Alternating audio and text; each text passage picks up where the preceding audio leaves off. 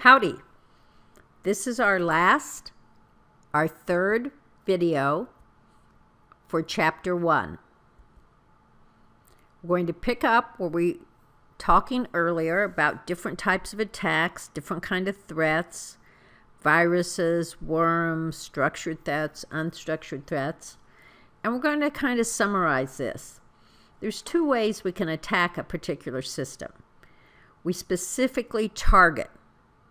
So we're specifically looking for a known entity to target, or we're just kind of looking around, scanning ports, doing things, looking for something opportunistic. When it's a specific target, we have some reason. Perhaps it's political, perhaps it's criminal, but we have picked an identified target. So, as the examples here, attacking a government, part of a hacktivist, a company website, what have you.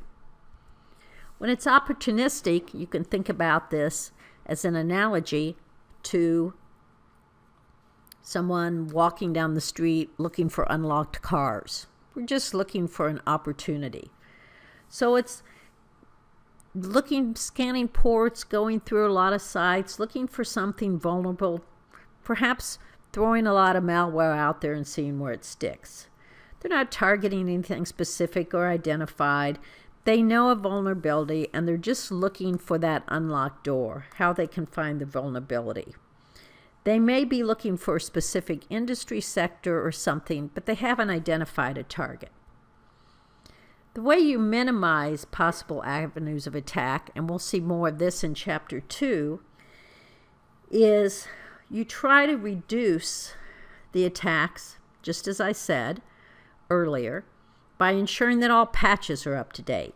Patches are what the operating systems has identified a vulnerability, and it's going to fix that vulnerability. It's going to close that vulnerability. It's going to eliminate that vulnerability. That's a patch. The second, and we'll have a chapter on this, on baselining, is the system hardening, which says, let's make the system, tighten it down, lock it down, eliminate unnecessary services, make sure our users have access control, eliminate unnecessary applications, whatever, to harden it. And as I said, we'll have a chapter on that. Now here's the approaches to computer security, and I'm going to tell you, I don't consider these that important, but let's talk about it. We want to ensure the system's fully up to date. All the patches are installed. We have our security controls in place. That's the correctness. Isolation means, can we protect it from unauthorized use or access by means of, and here's a term of art, access control and physical security. Or obfuscation, which means we kind of hide things. We make it difficult to know what they have succeeded, or perhaps we hide things. And I'm going to tell you, this is not a good plan to try to just hide things. Now we're going to end and we're going to talk about ethics. This is one of the areas I especially enjoy and have a passion for. And we'll talk more about this again in a subsequent chapter. But as we go through this semester, I want you to consider ethics. We will be talking about law, policy, and ethics, just some details on it. What's legal or not, what's good policy or not. And when we talk about policy, we talk at a high level, like a government policy, or at a lower level, like the company policy.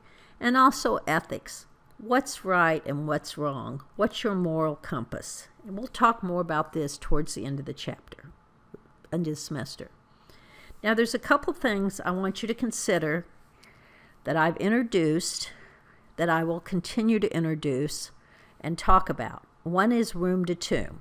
We want to look at the whole life cycle of the system and of data, from creation, storage, processing, transmission, and ultimate destruction. We want to talk about specific terminology. And as we go on, as I said, you want to learn the specific definitions. We want to know about the trends, the common avenues of attacks, and the like. However, there's another analogy that you will hear me use besides room to tomb. and I want you to consider security as if you are securing your house. We have a network or a system, and the first thing we do is we put a fence around that house. Later on, we'll talk about this as being firewalls. Now, that may not protect because someone can get through your fence. So perhaps inside that fence, we put guard dogs. And then the house itself, we're protecting with a security system. Perhaps you've got, a Fabergé egg or the Hope Diamond, and those are your treasures. So you have the fence, that's your firewall. You have something like guard dogs and a security system. Those are your intrusion detection systems and the like. And yet, somehow, one day you come home and your Fabergé egg and your Hope Diamond are gone. The dogs are asleep, and your security's been breached. Well, how did that happen? Well, an insider or an insider threat would be whoever installed your locks or security system left a way for them to access. So they came through your fence, your firewall. They gave your dog some sleeping pills.